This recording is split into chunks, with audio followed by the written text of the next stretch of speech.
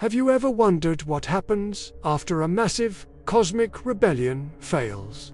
Imagine being the leader of that rebellion, cast out from a place of unimaginable light and glory, and waking up in a sea of fire.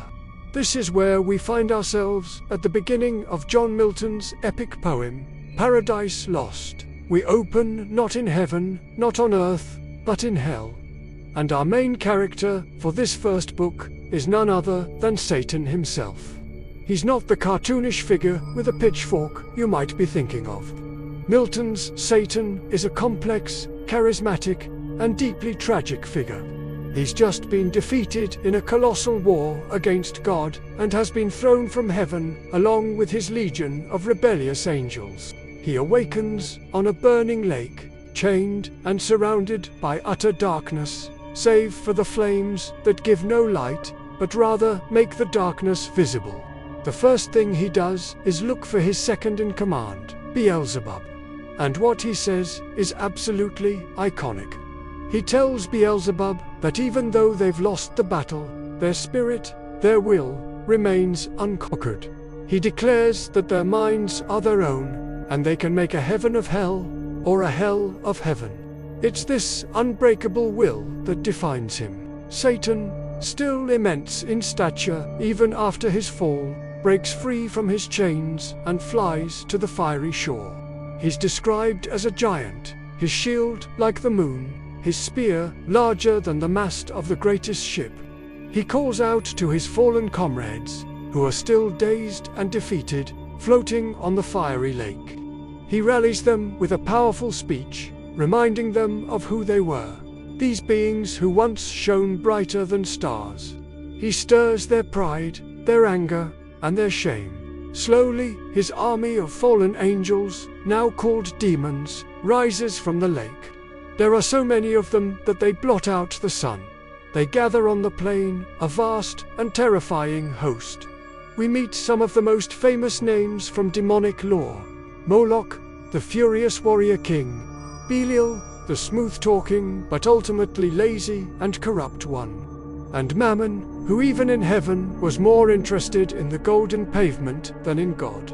These aren't just faceless monsters. They are individuals with personalities. Former archangels with their own histories and motivations. And what's the first thing this newly formed army does? They build a capital city, under the direction of an architect named Mulciber, who was once the architect of palaces in heaven. They mine the ground for gold and minerals. In an astonishingly short amount of time, they erect a magnificent palace. They call it Pandemonium, which literally means all demons.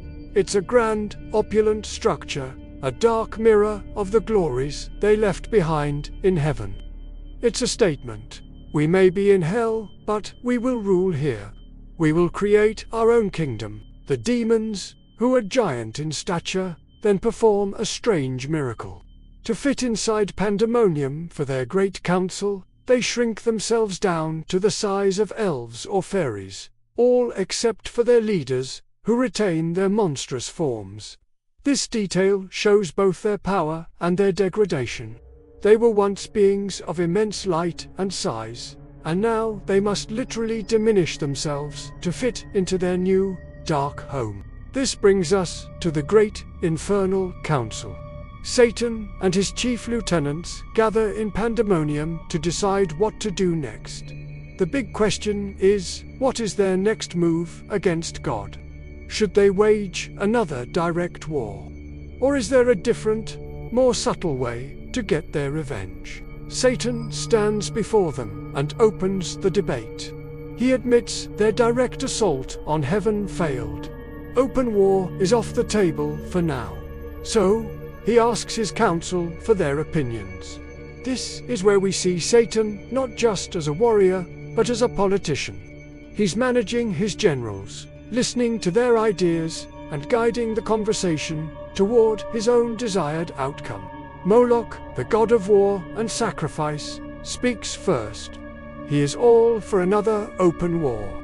He argues that they have nothing left to lose. What could be worse than this? He'd rather die fighting than live in this eternal misery. His solution is pure, unadulterated rage and violence. Then Belial speaks. He's the complete opposite. He's smooth, eloquent, and reasonable. He argues against war, pointing out that things could, in fact, get worse. God could find new ways to punish them, perhaps even utterly destroy them. Belial suggests that maybe, over time, God will forgive them, or they'll just get used to living in hell. His proposal is essentially one of inaction and appeasement, hoping for the best. Next is Mammon. He doesn't want war, but he also scoffs at the idea of ever bowing to God again. He hates the servitude of heaven. He argues that they should embrace their new home. Let's make the best of hell, he says. Let's use our own skills to build our own empire here, free from God's rule. We will be masters of our own destiny in our own kingdom. His speech is popular.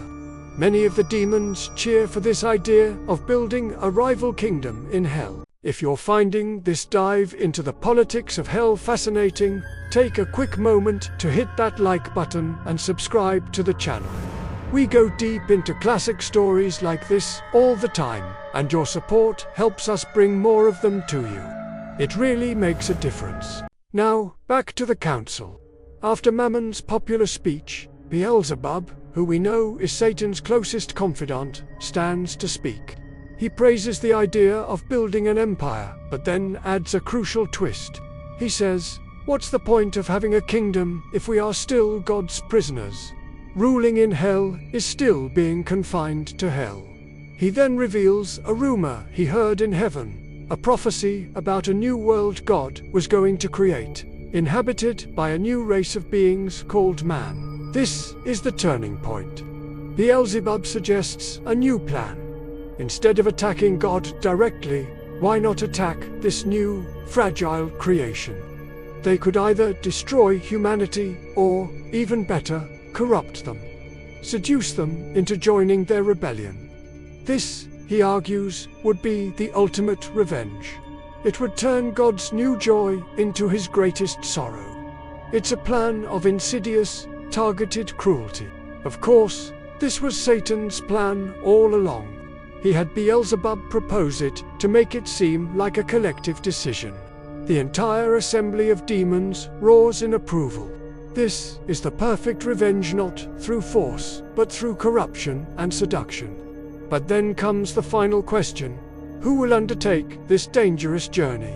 Who will volunteer to leave the relative safety of hell, cross the formless abyss of chaos that separates hell from this new world, and face the dangers alone to find this new creation? There's a long, telling silence. Moloch is brave enough for battle, but not for a solo journey into the unknown. Belial is too lazy. Mammon is too focused on building his kingdom here. None of the loud, proud demons who just cheered for the plan are willing to step up. And into this silence, Satan rises. He volunteers. He portrays it as a king's duty to take the greatest risk for his people. He will go alone. This act cements his leadership. He's not just the one with the best ideas.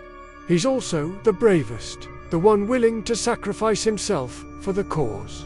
The council ends, the demons praise him as their god, and the plan is set in motion. Book 1 concludes with Satan walking to the gates of hell, ready to begin his epic, solitary journey. He is a figure of immense power, pride, and tragedy. He's an anti-hero on a grand scale, and Milton forces us to look at him, to understand his motivations, and even, uncomfortably, to admire his courage and his unbreakable will. We are left on the edge of our seats, wondering what will happen when this fallen angel, full of vengeance, finally sets his sights on the innocent, new world of Adam and Eve. And that's where the first chapter of this incredible epic leaves us. It's a masterclass in world building and character introduction, setting the stage for one of the most profound stories ever told. Thanks for watching, and I'll see you in the next video as we follow Satan on his perilous quest. Don't forget to follow for more.